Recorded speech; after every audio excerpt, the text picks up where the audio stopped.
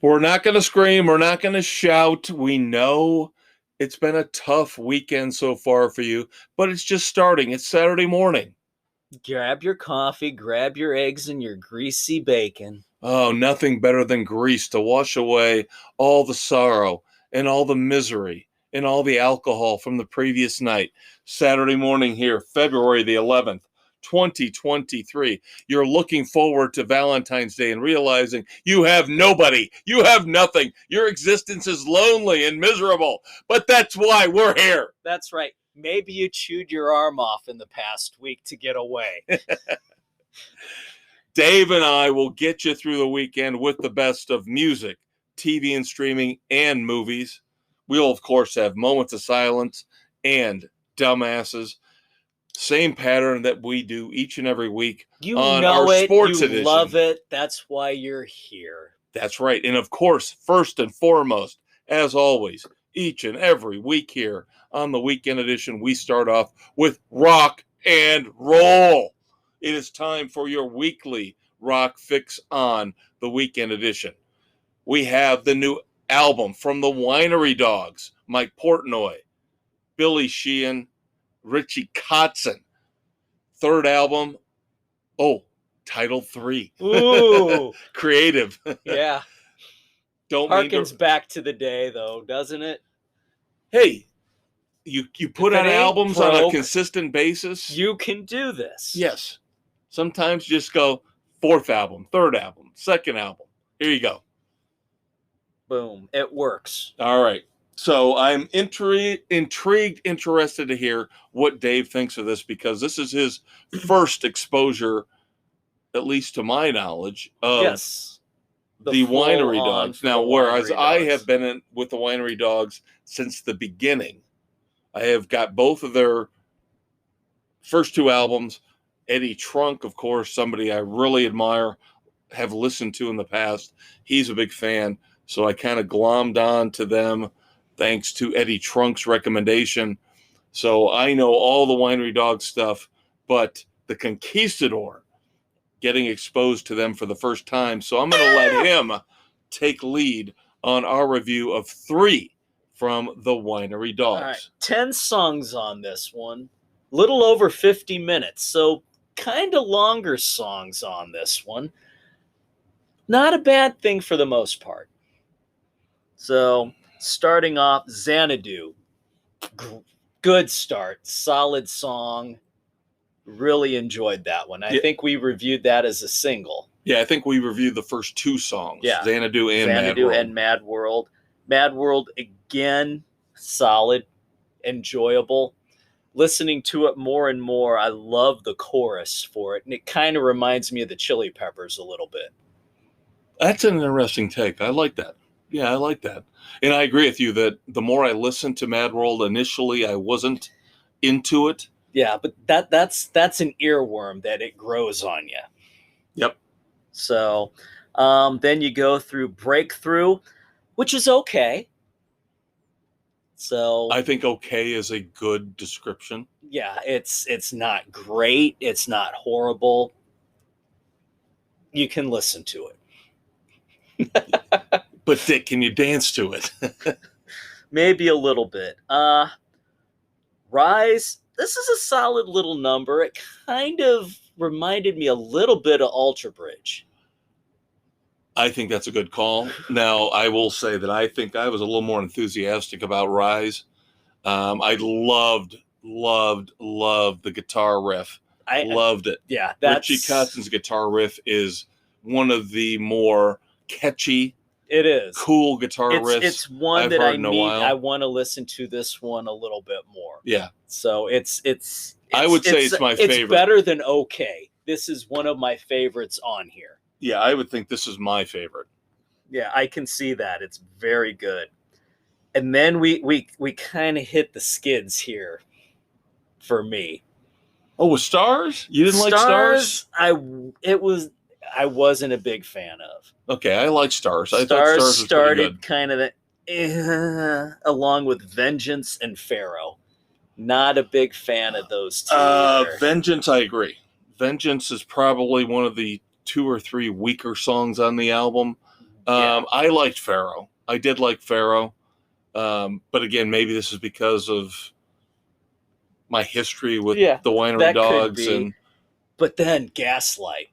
I enjoyed Gaslight's Gaslight. Good. Yep, I like Gaslight very much. Gaslight is very solid. And why the hell did they have to do Lorelei?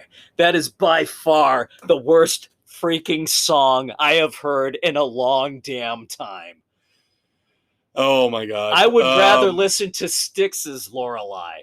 Well, yeah, that's the thing. You look at the song titles on this album, and half of them have been done before. Now, Xanadu, of course, was Olivia Newton-John and ELO, but Mad World was Cat Stevens. Yep. And I'm with you. I'm like Lorelei. I'm like, is this going to be the Styx version? And when this was done, I agree completely. I wished it would have been the Styx version. I hate to say this is the one song that really drags the whole album down. Yeah, it has no business being with the rest of the songs. It does not fit in any way, shape, or form. Completely agree. Lorelei is, like you said, the one turd on this album. Yeah. The rest of them are either good, great, or mediocre. Right. But there's no excuse for this. No, This is they should have just dropped that and just ended it with the Red Wine, which I enjoyed. Great song. Very good. Yep. The Red Wine is solid. So Lorelei is just tough to reconcile. What the hell? That one being stuck in here. Oh boy. I agree. Bad song. Now I had issues with, again, you've got three really good professional players who've been around for a long time. Of course, Mike Portnoy with Dream Theater. Richie Kotzen has played with Mr. Big and Poison. Yeah. Billy Sheehan, of course, with Mr. Big, and then with David Lee Roth's band from Eat 'Em and Smile. Yeah.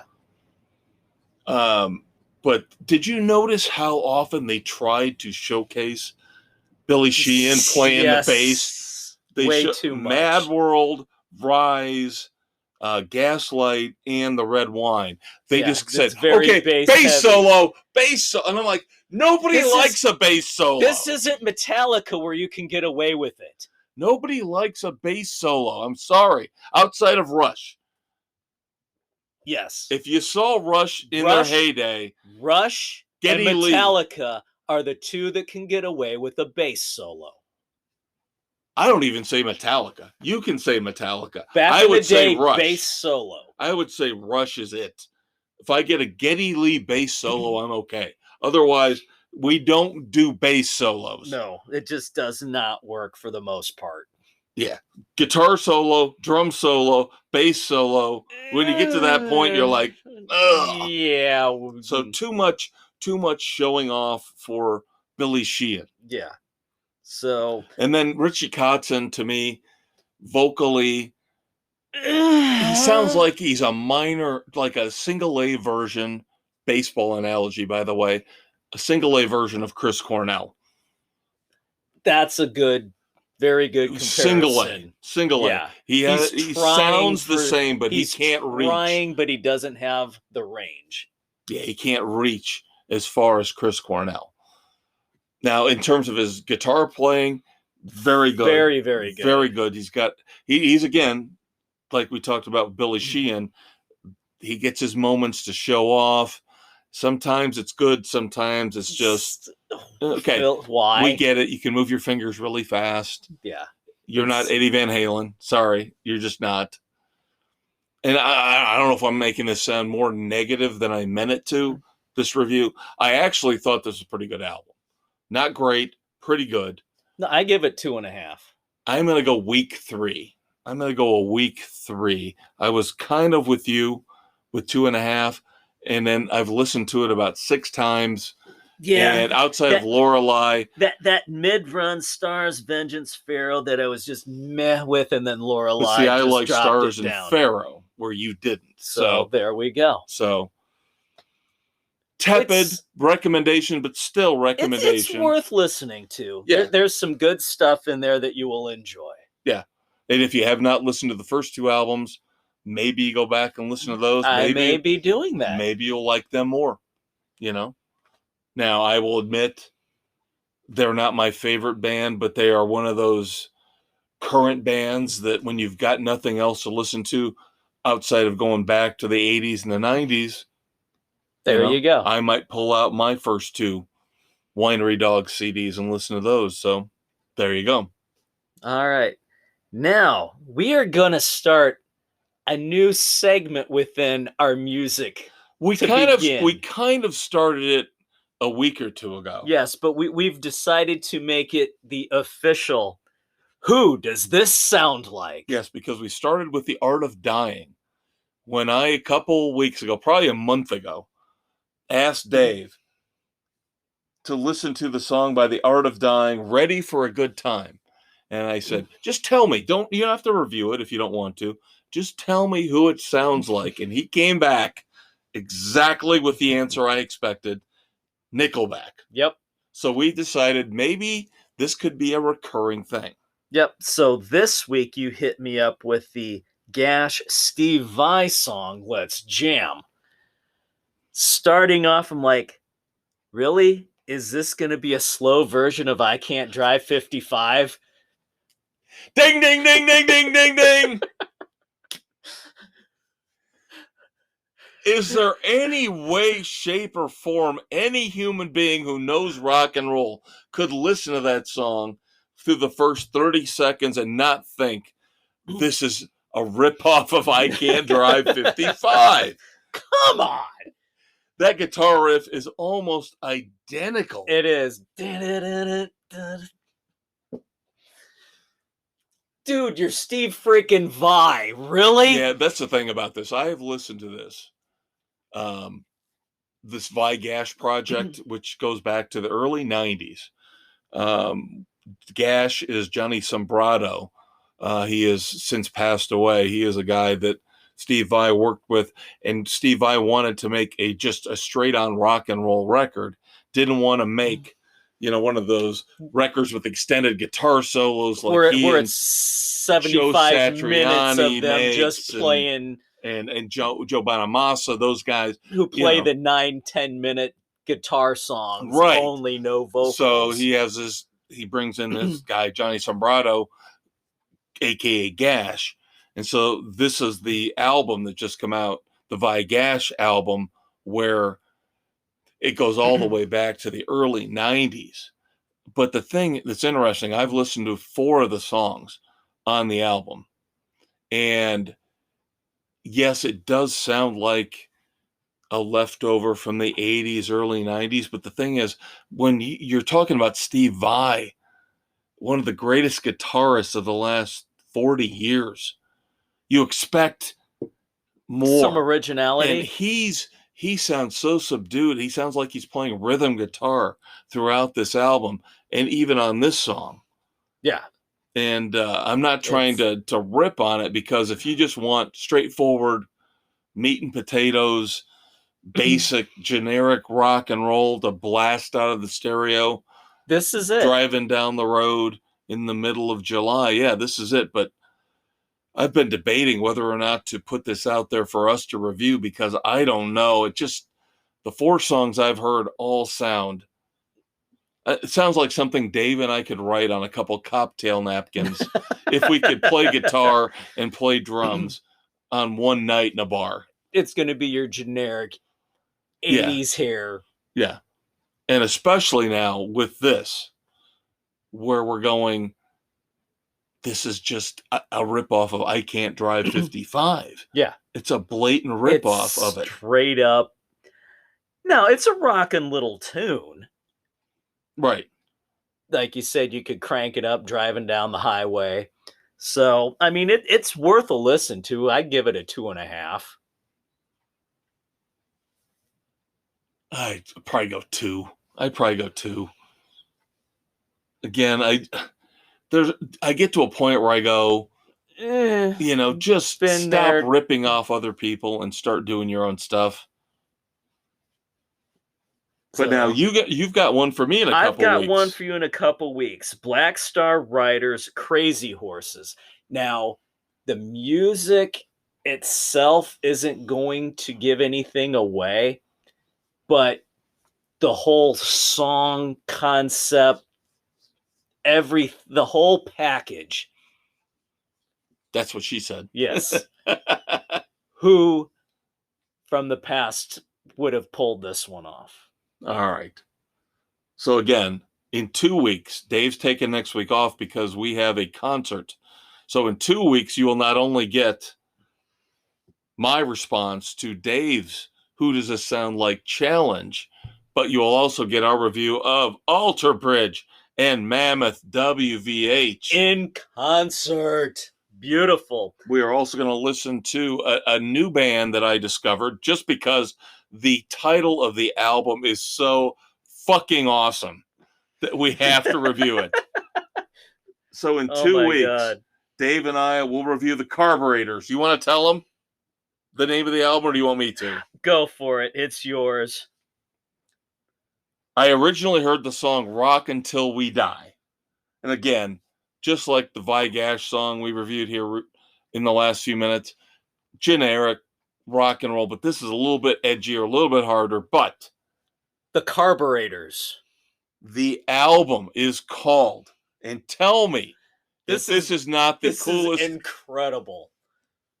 Drinking from the Skulls of Our Enemies. See, now I would have thought this would have been a Sabaton title.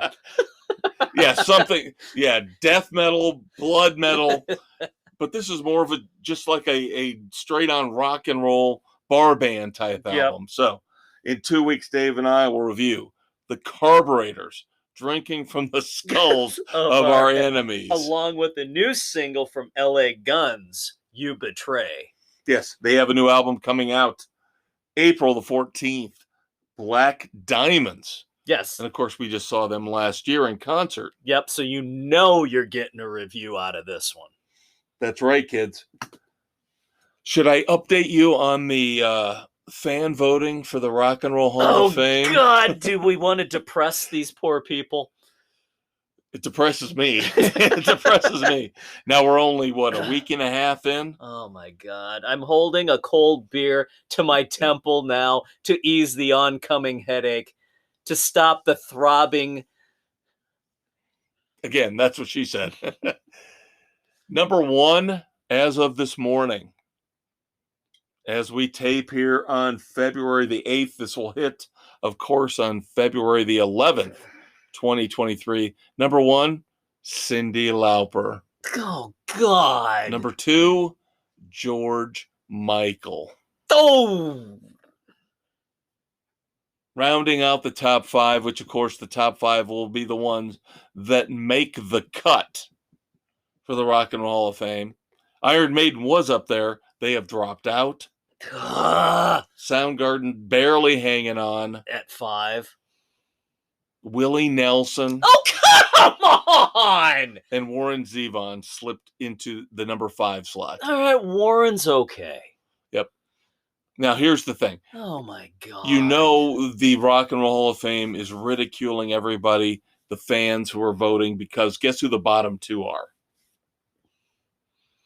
Missy Elliott. And A Tribe Called Quest.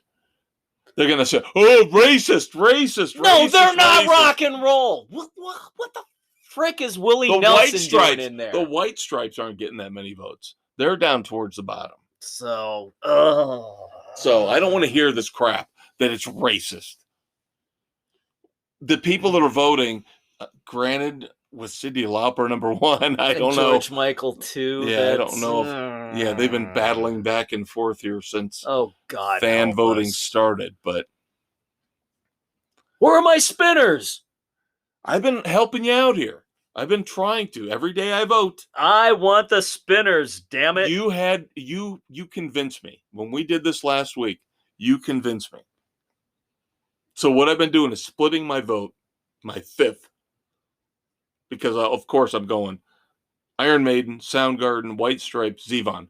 Those 4 every time. Boom, done. The 5th one, initially, yes, I said Willie Nelson. I've been kind of splitting it between Willie Nelson, the Spinners, and George Michael. Those are the ones that I would kind of see being in my 5th slot now because There you go. I respect you with the Spinners. You kind of convinced me to go old school. So they are one of those iconic bands from back in the day. I know. And again, with George Michael, I respect what George Michael did. Again, if I could combine Wham and George Michael, that would make that a more solid case. Because again, that was like what Duran Duran with me is one of those bands that I was kind of embarrassed to admit I liked. But I loved the music. The music was good. So, yeah, I might stray away from the pothead now. Yeah. Yeah, no, country does not belong in the Rock Hall of Fame. All right. But again, this is what we they digress. do. Yes. Just make it the Music Hall of Fame. All right, kids. That'll do it for segment 1. Coming up next, movies and probably TV and streaming will probably combine both with some books. We've got a book. Yes, we've got movies, books, TV and streaming because we need a little bit of time in the final segment. Lots of moments of silences to discuss. And of course, Dave has to play Dumbass or Not. Bum, bum, bum. So hang out with us, kids, for a little while longer. Quick promo, and we will be right back.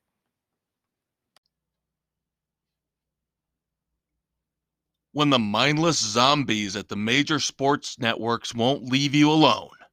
When the forces of evil on local sports radio have you cornered. Load up the boomstick known as Sports Frenzy 2.0. Available on Spotify, Anchor, Google, Radio Public, Pocket Cast, Breaker, Apple, Overcast, and Castbox. Kev Dave will drive the dull and boring voices in your head away and offer you the sports salvation you need. New episodes drop every Thursday. And don't forget the weekend edition every Saturday, where the maestro and the conquistador might just review your favorite horror flick. Sports Frenzy 2.0. It's groovy.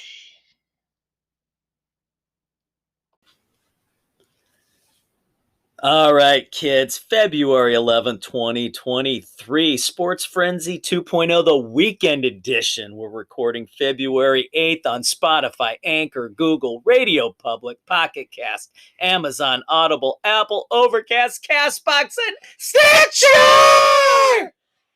It is segment 2. It is movies, and we're actually going to combine with TV, streaming, and a book review. That's right. So I am going solo this week with movie reviews. Yep, that would be the maestro, Kevin Crane. And he is the conquistador, Dave Height. This is a movie that he reviewed a few weeks back.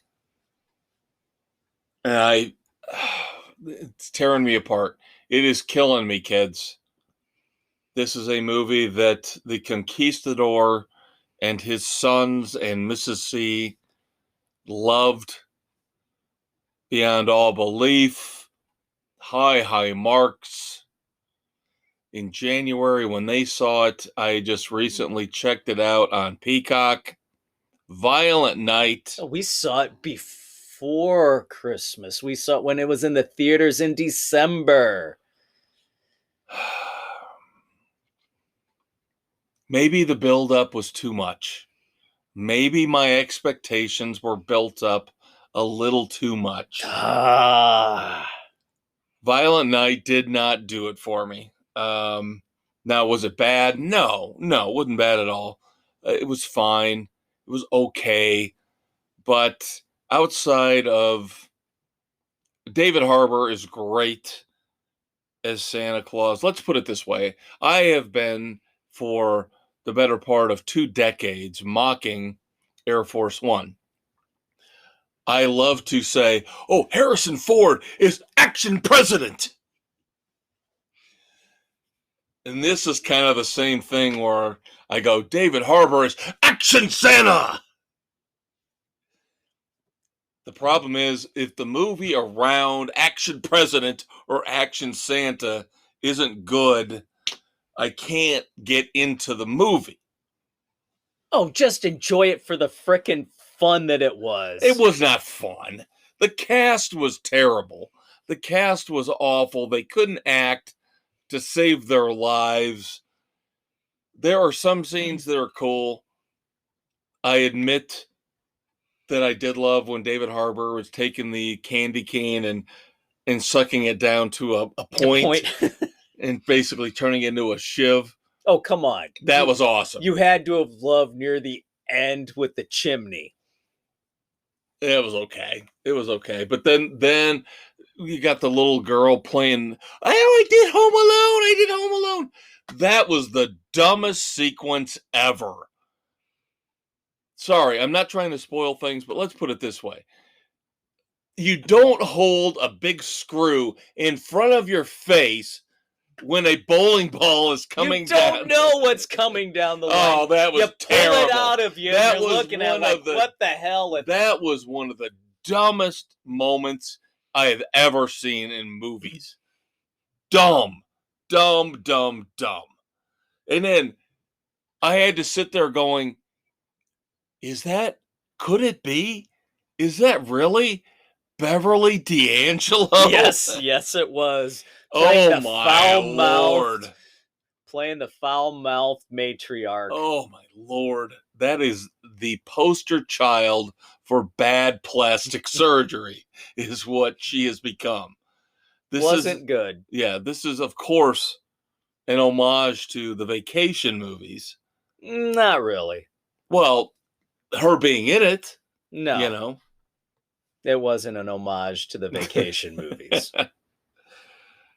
So I'm sure Dave is going to be mad at me, and he's going to defend the movie till the ends of the earth. I can only give this 2 frenzies. I just didn't like it that much. Well, there you go. So I'm sorry. I'm one of the few out there who, I looked on IMDb. There are a few who did not like it. A lot of people like you thought it was fantastic. Die Hard Christmas. I didn't get that vibe out of it at all. No, it wasn't a Die Hard Christmas. It stood alone on its own. No, I just, again, not terrible, but not the legendary movie that I was led to believe it was going to be. It's going to be an annual staple in my household. All right, so why don't we go to Literary Frenzy, and let's have Dave do his book review for the week. All right. The latest Agent Pendergast from Douglas Preston and Lincoln Child, The Cabinet of Dr. Lang.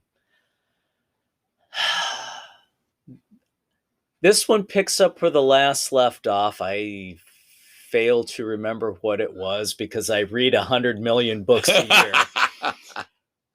But this picks up where the last left off, where Pendergast's ward, Constance Green, has used the time machine to go to a parallel universe, 1880s, to try and save her older brother and sister.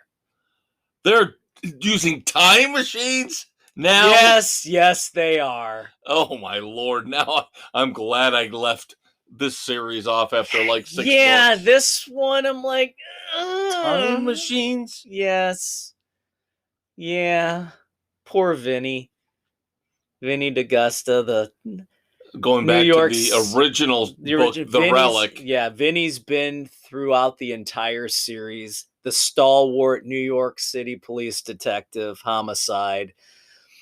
You throw in from the last 3 books, Pendergast's new FBI partner, Armstrong Cold Moon, the Lakota Indian agent, who's got his own case he's working on that intersects with Vinny's, and then Vinny gets pulled by Pendergast to do the whole time travel thing.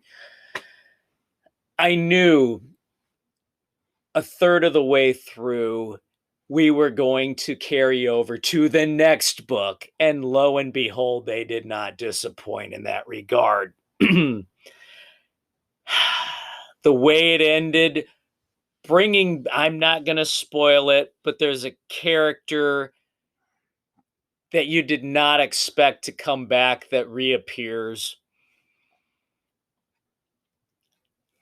I can only give this one a 2.5. It's not their strongest work. They tried to reach too far with this one. And if they would have focused on one thing, it could have been better, but they're off in 3 different tangents. And I don't know how the Cold Moon storyline is going to wind up playing in. I kind of have my hunches, and it would be a cop-out if that's how they pull it together. They may have jumped the shark with this one. Like I said, I read the first half dozen books in this series. Of course, again, starting off with the Relic. And of course, we went through Reliquary and the Cabinet of Curiosities and Still Life with Crows. And I was very intrigued with where they were going, but I had no idea we were going to start time traveling. Yeah, I was a little disappointed. That seems to be a big jump from where the series started out. So, again, makes me feel good. It's not so crazy considering that Dr. Lang, Pendergast, distant relative from the past, working on an elixir for eternal life, which he got, and that's the premise through Relic and Reliquary and the Cabinet of Curiosities. The whole storyline there, it's kind of coming back to the point here. It's just too much. It's even for them. This seems to be a little too far down the rabbit hole. Well, again, Dave's taking next week off, so I can promise you in 2 weeks, we've talked about the fact we're going to have our review of Alter Bridge and Mammoth WVH. In 2 weeks, finally, Literary Frenzy will have our review of Chasing the Light. Nice. Elvis Cole and Joe Pike. I am blowing through this one. Well, considering it's me, for you, I read 8 books a year compared to his 800. So, again, he read this one back in November when it was released. God, it's been that long? Yeah, it has, hasn't it? Yeah. So, but this is, I guarantee, kids, 2 weeks positive review, at least on my side so far, for Racing the Light. I should have The Bullet Garden from Stephen Hunter as well. And then, of course, coming up in the next couple months, because of me, Unnatural History, the brand new Jonathan Kellerman. Yep, that one is sitting there waiting for me to finish The Bullet Garden. And it's short, by the way. Did you notice? It is. It's not all that much. 290, I think. About 290 pages. Yeah, it shouldn't take you... About a month and a half. Killing me, Smalls. All right, moving on to TV and streaming. Let's talk about headlines first. One in the movies that we didn't get to. For all of those people out there who love their horror movies.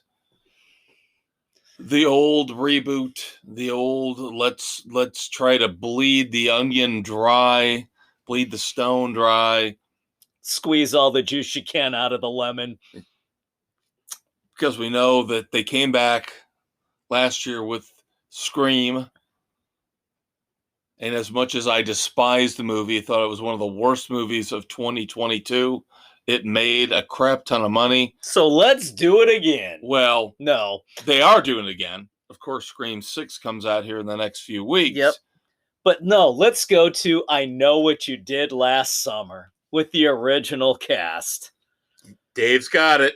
Yep. They are going to bring back I Know What You Did Last Summer. Jennifer Love Huge Tits is back. David! Oh, that's right. We can do that. Yes, we Yes. can. We're marked as explicit. Yes. Yes. Her greatest assets. But of course, everybody forgets that they did I Still Know What You Did Last Summer. Yep. So what is this one going to be called? I Still Possibly Maybe Might Have Known What You Did Last Summer. You're going to rue what you did that summer? But again, Hollywood shows no shame. What, this is going to be Freddie Prinze Jr.'s first film in how long? Oh, God, I have no idea. No idea. And Jennifer Love Hewitt's been what? Dispatcher on 911? Is that right? I don't know. I don't watch that crap. Oh, come on. 911, 911, Lone Star, CSI, CSI Vegas. You know, CSI, yes. The lack of creativity, you know. Yeah. Chicago Fire, Chicago PD, Chicago Sewer Transit System, whatever it is. No, it's Chicago Med. All right. This is interesting because Dave and I have been talking about for the longest time a man who's very protective of his property. We just mentioned his brand new book, Jonathan Kellerman, Alex Delaware. Somebody else, another author, very prolific mystery author, has finally relented and gave in.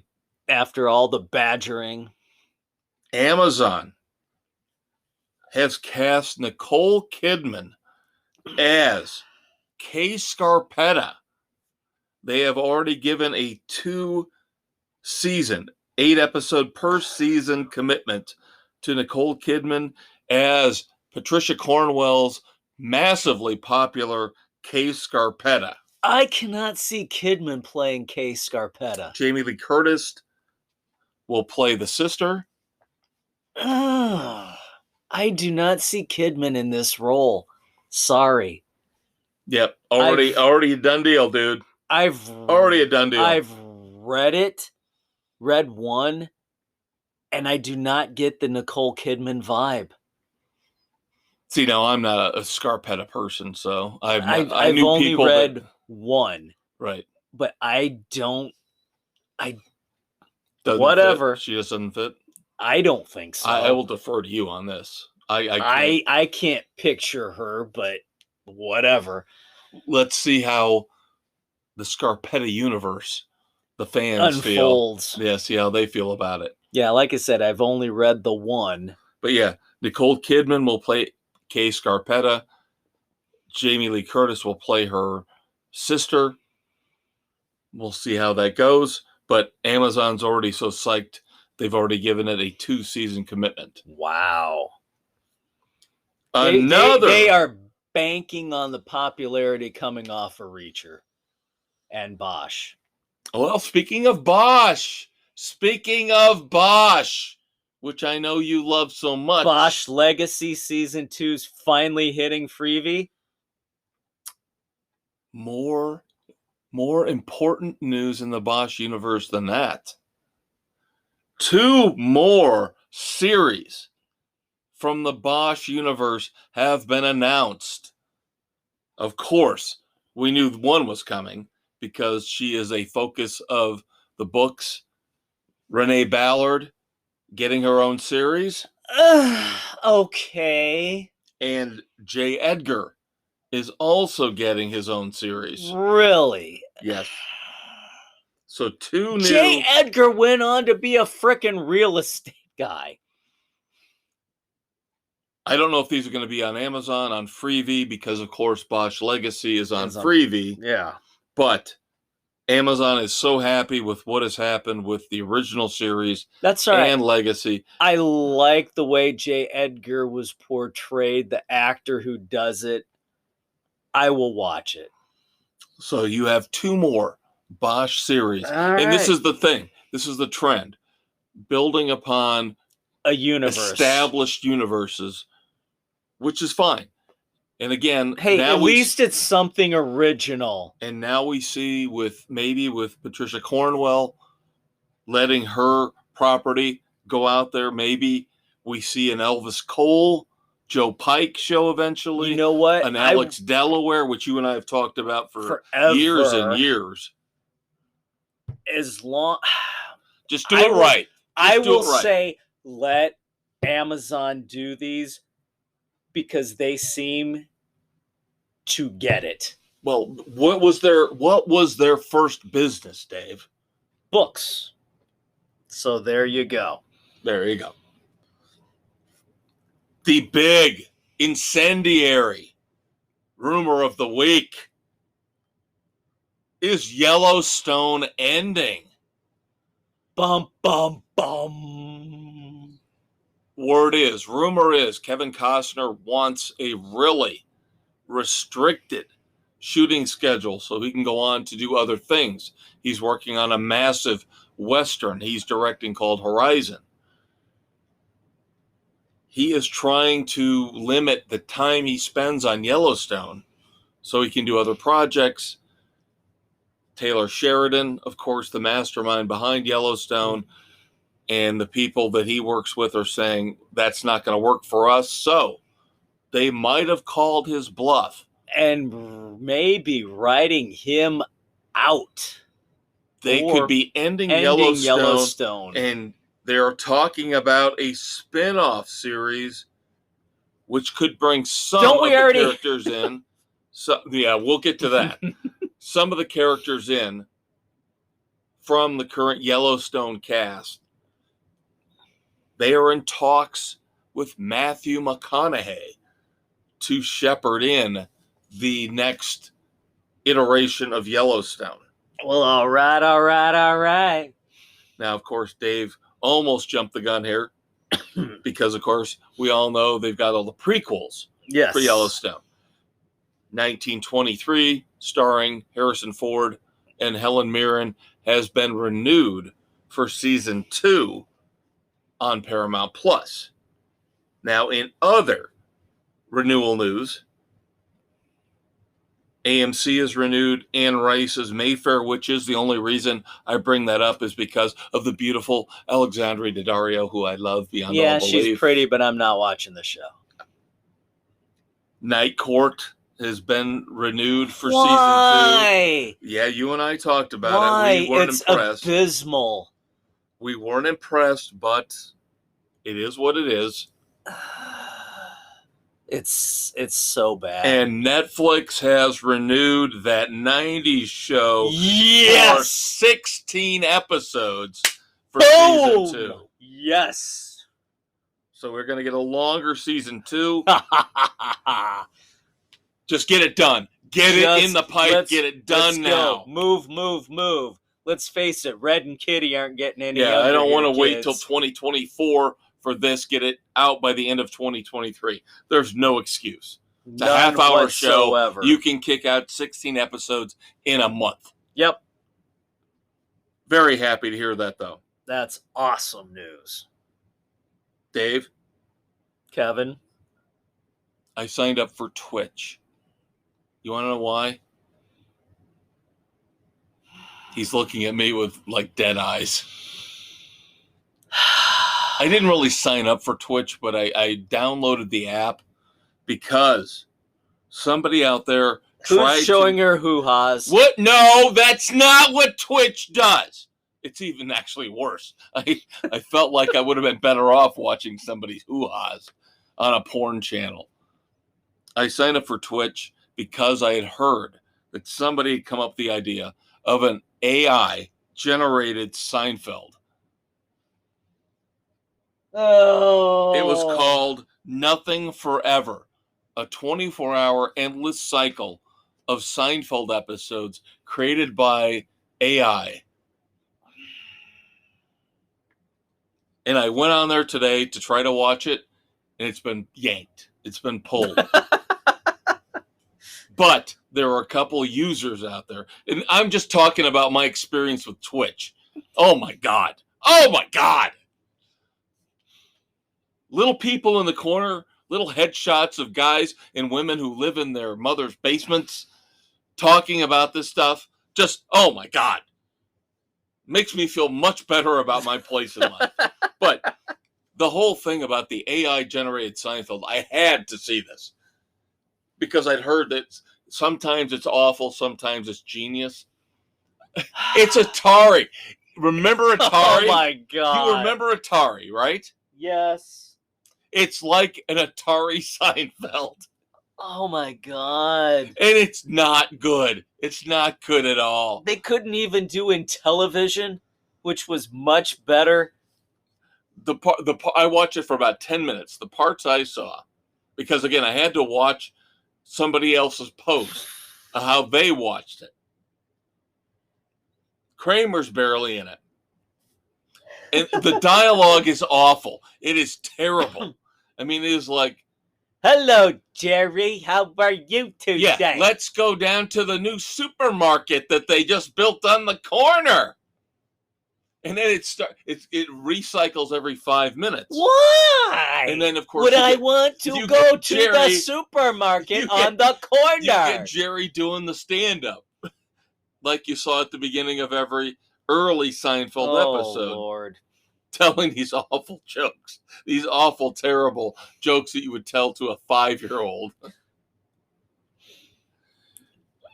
That's it. That was my little delve into Twitch. I can't do it. Can't do it.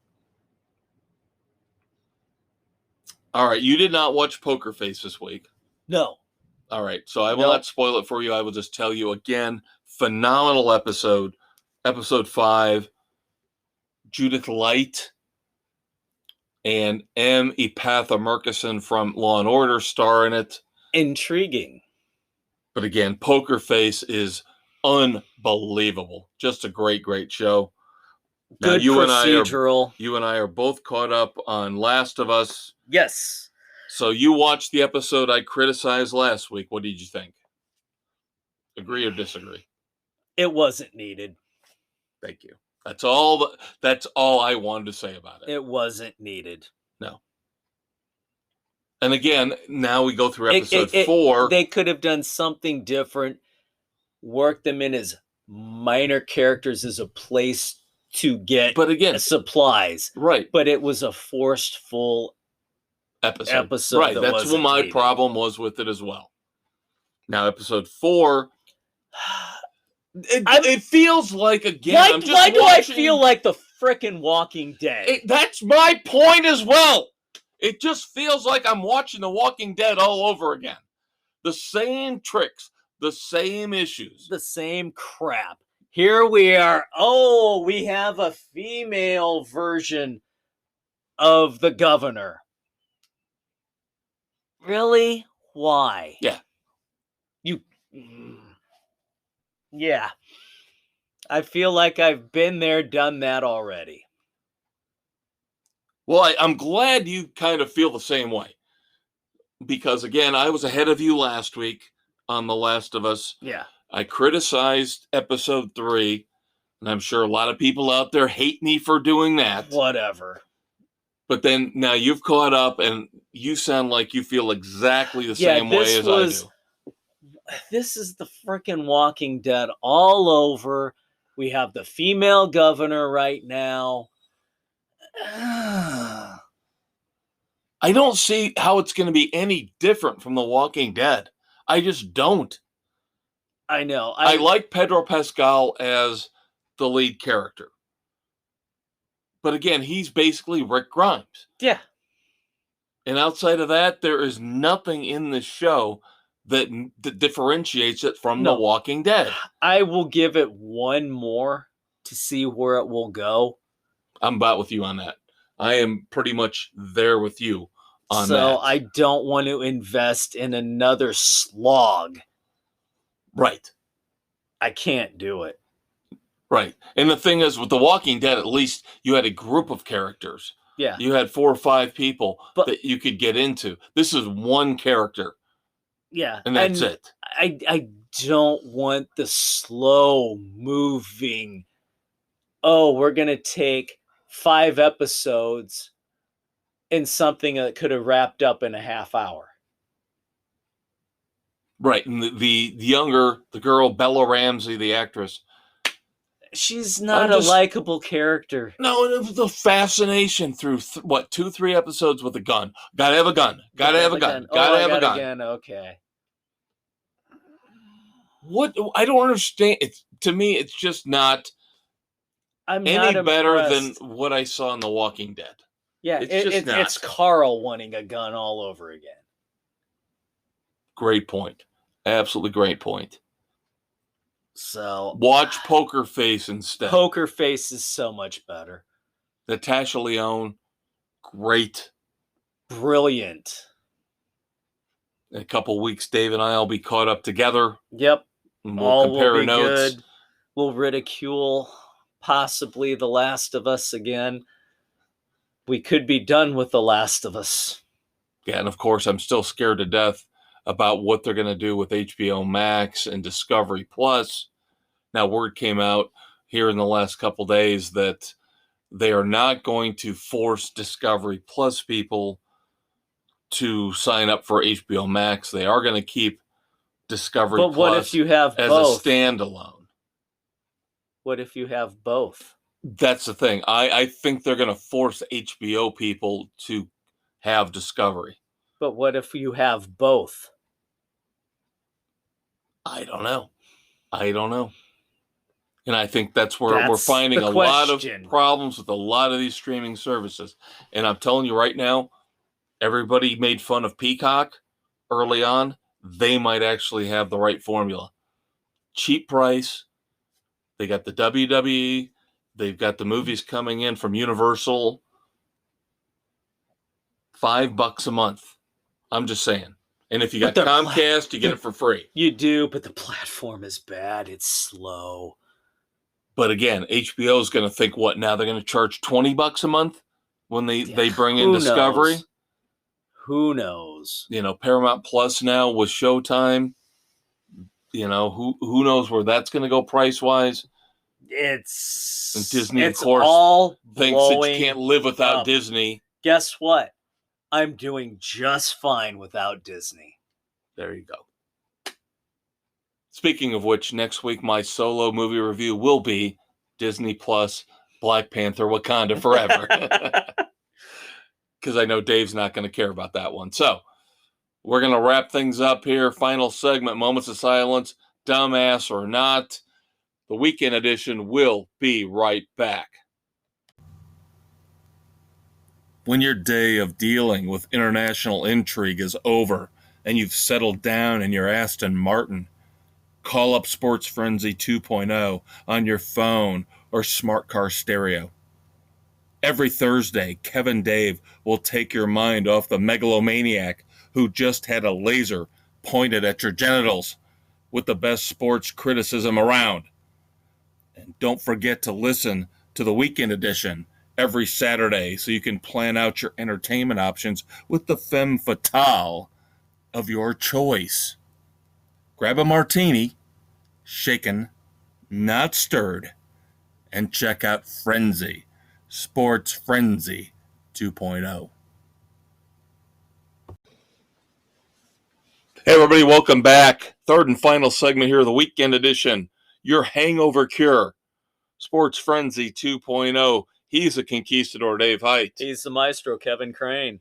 Taping here, February the 8th, 2023. This hits, of course, February the 11th, Saturday morning. Enjoy the Super Bowl. Have fun.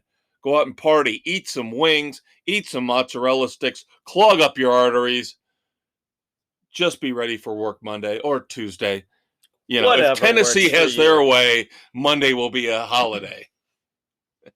Dave and I have covered music. We have covered movies. We have covered TV and streaming. We've covered a book. So, before we get into Moments of Silence, yes, it is time to indulge me in my wrestling. But of course, bad news today. Terrible news today. I wanted to talk about the Royal Rumble because I didn't last week, but then the news came down today. Jerry the King Lawler suffered a stroke today. No! WWE Hall of Famer. Now, he has suffered a stroke in the past in addition to a heart attack But again, the more this happens, it builds up. News is that he is in recovery with rehabilitation. He should be fine, ready to go. He's usually a fixture on the pre-shows for all the big events like WrestleMania and the Royal Rumble and Survivor Series. So, of course, thoughts and prayers out to the family and friends of Jerry the King Lawler. Hope he recovers well. Yep. We all remember way, way back his feud with Andy Kaufman. Yeah, Jerry the King is one of the fixtures of the WWE. So, of course. He's been around forever. Yes, we want him back and better than ever. And as I mentioned, of course, I did not talk about the Royal Rumble last week. My bad. Men's winner, Cody Rhodes, predicted it. I still am sticking by my prediction that at WrestleMania, Cody Rhodes will beat Roman Reigns, ending Roman Reigns' almost 3-year run as Universal Champion. God, that's unprecedented, isn't it? It's close. I think they say he's up there with Hulk Hogan and Bruno Sammartino, up there in the top 3 or 4 all time. Man. But now that was the big thing that came out of the Royal Rumble.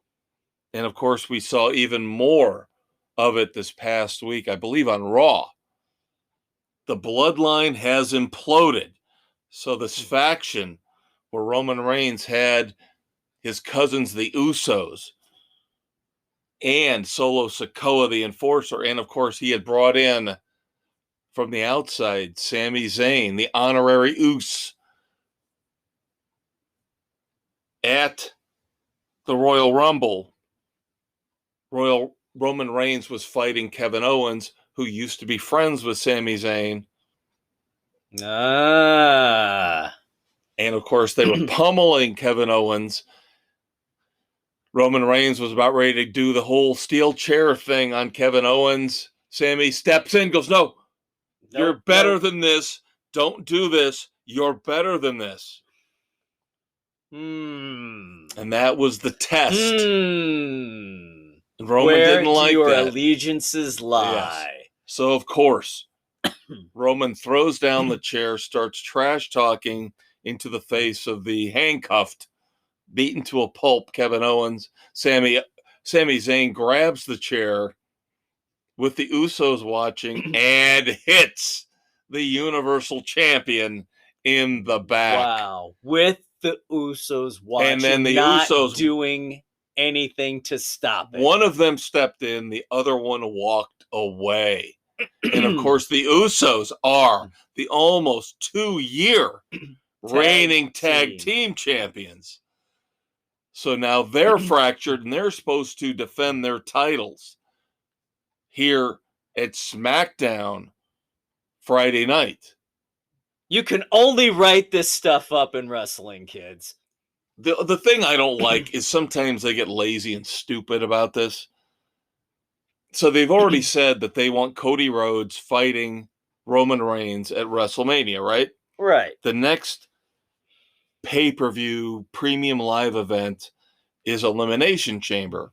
Well, Sami Zayn has just challenged Roman Reigns for the Universal title.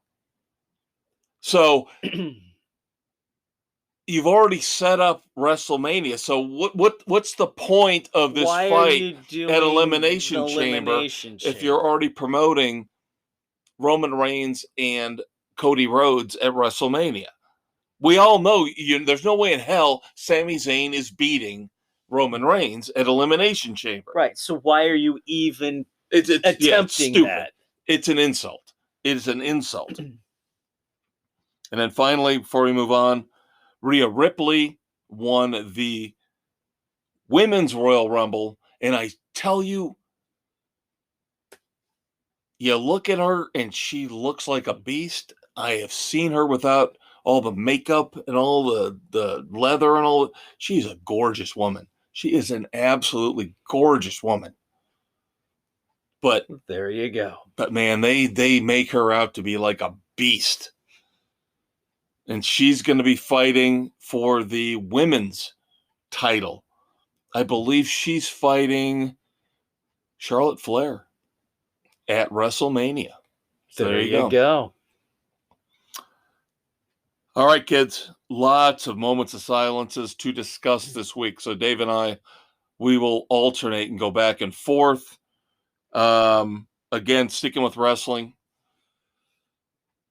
The brother of the Macho Man, Randy Savage.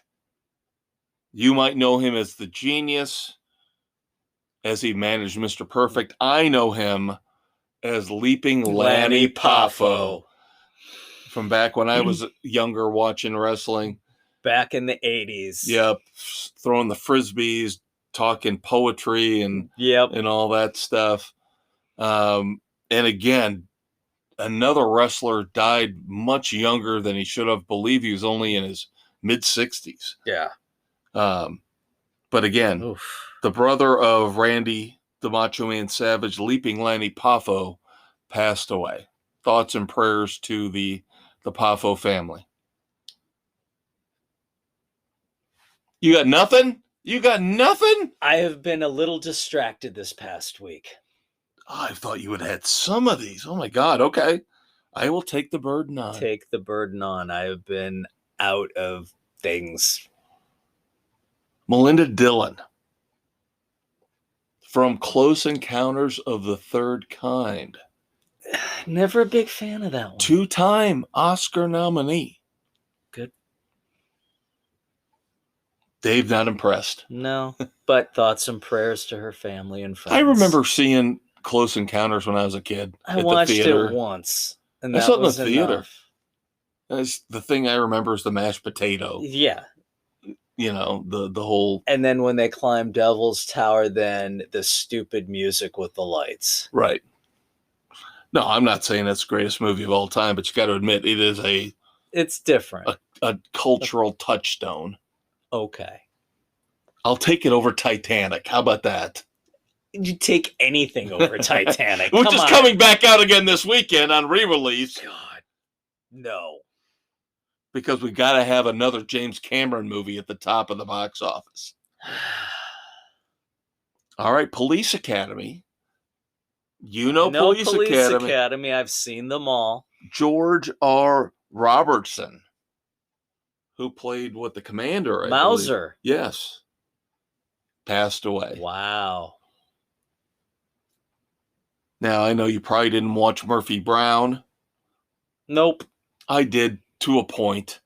Nope. No interest. Didn't do anything. I may have watched part of an episode and said, eh. One of the more interesting characters was the guy who did the news on air, Jim Dial. Okay. That was Charles Kimbrough, and he passed away here this past week. Then we go into the world of music. Charlie Thomas of the Drifters passed away. And then a one-off supergroup, GTR. I don't know if you remember them. When the Heart Rules the Mind. A couple of guitarists from Yes, Steve Hackett, Steve Howe were in it. Yeah, there you go. I'm not a big Yes person either, so. Yeah, I get that from you. Mr. Positivity. Yes. Phil Spalding, the bass player from GTR, passed away. Thoughts and prayers. You'll get nothing unlike it, mister. Don't do the Caddyshack thing again, because I just saw they posted the full commercial coming up Super Bowl Sunday.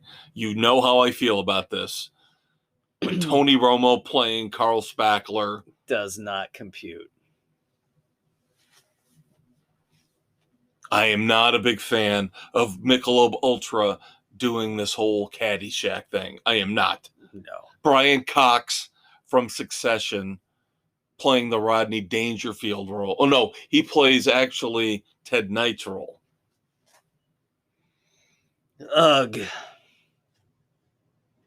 Ugh. You will see this coming Just Sunday. let things alone. All right, it is time to play as always. We try to do it every week here on the weekend edition as well as the sports edition. We have fun with it. I hope you do as well. It's time for Dumbass or Not.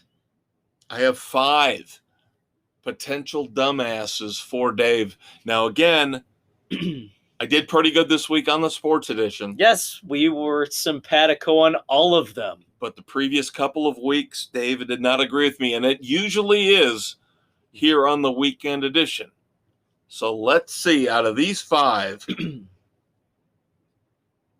if I can get 5 for 5 agreement with Dave, the conquistador, on if these are dumbasses or not.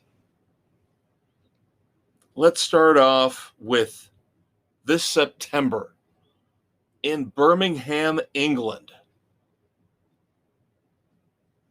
Tony Iommi of Black Sabbath loves it. They are going to debut Black Sabbath, the Ballet. Oh, for the love of God and all that's holy.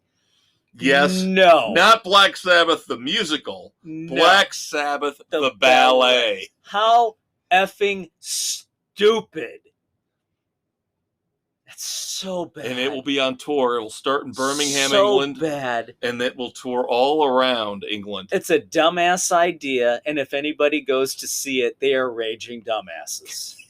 I can't see people in leotards to war pigs. People in leotards doing ballet moves to war pigs. Iron Man. Come on! This is where I wish I had a camera. Dave is doing pirouettes to Iron Man. Here oh in my the studio. God, that's so my bad. God. That is so bad. No. And I can't believe Tony Iommi signs off on this. He's got to be senile. So, am I 1 for 1? Oh, you're 1 for 1. My gosh. All right, this one's easy. This should be 2 for 2. Now, I'm not trying to rip on a fellow podcaster. We know this gentleman is number 1 in the podcast world, but sometimes I wonder why, because he spews some of the most hateful stuff, most ignorant stuff out there. What did Rogan do this time? Well, Dave's already on it. It is Joe Rogan. It is Joe Rogan. Joe Rogan this past week. The biggest dumbass in podcast land. Has got the Anti-Defamation League on his ass because, rightfully so, in my opinion. How do you say this? This is the statement. The idea, and I'm quoting this is almost 100% direct quote. The idea that Jewish people aren't into money is ridiculous. That's like saying Italians aren't into pizza. What the I don't know if you're just insulting Jewish people, Italian people, everybody. How is he even still allowed to do a podcast? Again, the idea that Jewish people aren't into money is ridiculous. There's your first insult, right? Because again, it's buying into the stereotype that Jewish people only care about money. And then saying it's like Italians not caring about pizza. He's a fucking dumbass. I watched 1 episode of his podcast once. And that's it, once. Yeah, he's just so bad. And then I realized scrubbing my toilet would be more fun. Yeah. Yeah. Speaking of another person who somehow gets platform after platform after platform with his hate-filled, ignorant speech, former leader of Pink Floyd, Roger Waters, somehow was allowed to speak to the UN Security Council at the behest of Russia to talk about how the war between the Russians and Ukraine should end. And I'm sorry. We have gone too far with kowtowing to celebrities. Roger Waters gets to speak to the UN? Who gives a rat's ass what Roger Waters has to say? Nobody. Awesome this week, though. Awesome this week. Because not only is Roger Waters a dumbass for getting to speak to the UN, when there should be a lot more intelligent people when it comes to world affairs being allowed to put their views forth instead of this idiot. There's a feud going on between Roger Waters and David Gilmour, of course, the guitarist. David Gilmour's wife this week. You got to look this up, kids. I can't do it justice. You're going to have to look it up. But she basically called Roger Waters every name in the book without cursing. She basically called him a homophobe, a misogynist, every freaking word you could possibly come up with that's not a curse word. She's awesome. You got to check out David Gilmour's wife just tore into him. And then David Gilmour just responds just like any good husband would. Says, I agree with all of it. And who wouldn't? Because Roger Waters is an egotistical, pompous dumbass. Again, stop believing anything and everything celebrities tell you. Whoopi Goldberg, Roger Waters, Joy Behar. They're all idiots. Joe Rogan, all of them. They're idiots. Stop listening to them. Listen to us. We're normal people. Yes. All right, now here we go. Last week, Dave did not agree with me about AMC because I'd had a problem with the whole Black History Month discount ticket pricing. Dave said, no, I was wrong. This week, so Dave knows what's coming. This is AMC, absolute crap, garbage, bullshit. AMC has pushed it even further. Now, AMC is instituting sightline ticket pricing based on where you sit in the theater. If you sit in the front row, they'll give you a little bit of a break because, of course, you're craning your neck up. But if you are lucky enough to be the first in line or the first online to buy tickets for a certain showing, you want the center in the middle, you will pay a premium price because those will now be quote unquote preferred tickets. Sightline. 4 p.m. shows on. They are going to have a tiered pricing system: value, standard, preferred. Absolute garbage. Garbage. It's a freaking movie. It's not a damn concert. I told you this was coming. This is horrible. Now, I don't know if I am going to really pounce on this as proof positive that I'm right, but Elijah Wood, the first actor to come out and say, this is wrong, Yeah. The experience of sitting in movie theater should be sacrosanct. It should be all equal cost, and it shouldn't cost an arm and a frickin' leg. I'm telling you, between the streaming stuff we talked about earlier and this kind of pricing with AMC, they F you at the movies. This is the snake eating its own tail. Yep. These idiots are going to destroy their own business. Their own business model is going to go up in flames. Yeah, that's so damn stupid. Absolutely a dumbass idea. If you want to go see a show at 5 o'clock in the afternoon after the cutoff date, but it's not a popular movie. Like right now with the new M. Night Shyamalan movie's not doing all that well. Knock at the Cabin.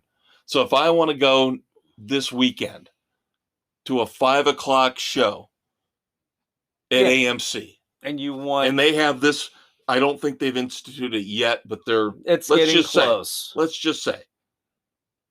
And I want to sit in the middle and nobody else, because nobody's going to see the damn movie. There. They're going to force me to pay a higher price. Yep. When nobody else is going to the movie. Absolutely stupid. AMC should just file for bankruptcy now. File for bankruptcy now, you idiots. Seriously. What is it? All My Cash? And this was the company that was having a really rough time coming out of the pandemic. Yep. Dumb. So I'm 4 for 4. Yep. 4 for 4. 4. All right, I think I'm okay with number 5, but we'll find out as we wrap up the weekend edition. Okay, now this is kind of a general one, but I'm fed up. I'm fed up. I'm done. I'm over it. I'm so sick and... Who is sitting in their mother's basement coming up with the calendar each and every day? We have to make each and every day National Something Day. Oh my God. And I have had it. This past weekend, I have had it. I wake up and see Saturday morning, February the 4th, 2023, is National Eat Ice Cream for Breakfast Day. And I'm done. That's it. I'm out of the contest, Jerry. I'm out, Jerry. No, this has gotten so over the top stupid. You can look around a room and go, oh, National Waffle Day, National Storage Day, National Pillow Day. Every freaking day has like 3 national designations at least. Who is deciding this? Morons. Again, somebody in their mom's basement. No, people in different industries want to promote their products, so they're creating this crap. National Pecan Day. It's like National Doritos Day. It's like the freaking greeting card companies. Let's do Father's Day, Mother's Day, Grandparents' Day, Sweetest Day, blah, blah, blah, blah, blah. Here's my question. Why don't I ever hear anybody say it's National Van Halen Day? It's National Whitesnake Day. It's National Die Hard Day. It's National Rambo Day. Fun days that we can get behind. Not generating money for industry. That's what it comes down to. Is there a National PlayStation Day? Is there a National Weightlifting Day? You can look around your room literally and ask. After this, National Eat Ice Cream for Breakfast. So what's next? National Cunnilingus Day? No, you'd have to pay extra for that. National Anal Sex Day? Seriously, is that what we're coming to with this? Ha ha! I really didn't mean that to be a joke. Good call. Good catch. Good catch. I didn't mean that to be a joke. But no, the whole National Whatever Day is it's gone way too damn far. Oh my God. And again, stupid. like everything else, we just can't get it to stop. Stop! Every day doesn't have to have 15 different meanings. Just live, people. We've already got anniversaries for music and sports on almost every freaking day of the year. You don't have to make, National Pasta Day, National Orange Juice Day. It's all profit driven. Like you said, Valentine's Day, a construct. Hallmark came up with Valentine's Day. Hallmark came up with everything to sell greeting cards, candy, flowers. By the way, it's all a gimmick. We got a minute here, so I got to ask you this. You got Valentine's Day coming up for Mississippi. What you need to do, just to satisfy my curiosity, you need to go out and buy one of these box cakes. Have you seen these things? There are these little box cakes. They've had them around for a couple years. Buying a damn box cake. Listen to me. Listen to me. It's got a little cake in it, right? You give it to your loved one. It's got little flowers when you open the box, it all falls out like it's about 3 layers, and there are like little butterflies that are supposed to fly out of it. Yeah, and monkeys will fly out of my ass. I want you to buy this for your wife just so I can see how the butterflies fly out. I want you to film this. No. You need to do this for your wife just so I can find out. Because I can't understand how when they open the box, the butterflies fly out. We already have plans to celebrate Valentine's Day as Taco Tuesday at our favorite Mexican restaurant. That doesn't mean you can't buy her the box to open up with the little cake in it and the butterflies fly out. I need to know why these butterflies already fly got out. things done. If you want one, buy it yourself. I am not going to buy a cake for myself on Valentine's Day. I already have plans with a bottle of Vaseline and a movie. Then treat yourself to a cake. And the butterflies get stuck in the Vaseline, and it just turns into a big mess. Get the rubber sheets out and the hamster. Oh, thank God the next night you and I are going to rock and roll, man. I hope everybody, world of beer, here we come. I do hope everybody out there who has a loved one has a great Valentine's Day. The day after, of course, Dave and I will be checking out Alter Bridge and Mammoth WVH. That review coming up in a couple weeks here on the weekend edition. Thanks for letting us screw around here the last couple minutes. Second time for me seeing Alter Bridge, third for Mammoth. Same for me. You and I have seen both of them the same amount of times. We've been. I thought you had seen Alter Bridge prior. No. No. Alrighty then. No. We saw him with Skillet. Yep. And then, of course, Mammoth we have seen with Guns N' Roses and Dirty Honey. And now here we go. Yeah. So looking forward to the first concert of 2023.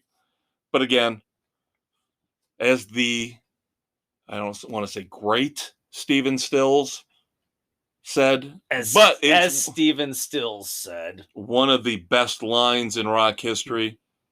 Love the one you're with this Valentine's Day, whether it's your wife of 30 years or Crystal, who you just met on a pole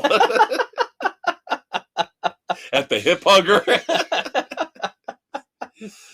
There. Buy her the box with the cake in it so I can find out. Text the show. Send a photo so I know how these little butterflies fly out of this cake. They're actually moths. No, they look like they're plastic and they're like aerodynamic, and I'm just dying to find out. That frickin' pie. No! I have no one who loves me. Nobody loves me. I am not going to spend money on a cake. All right. That's beer money. I'm wasting.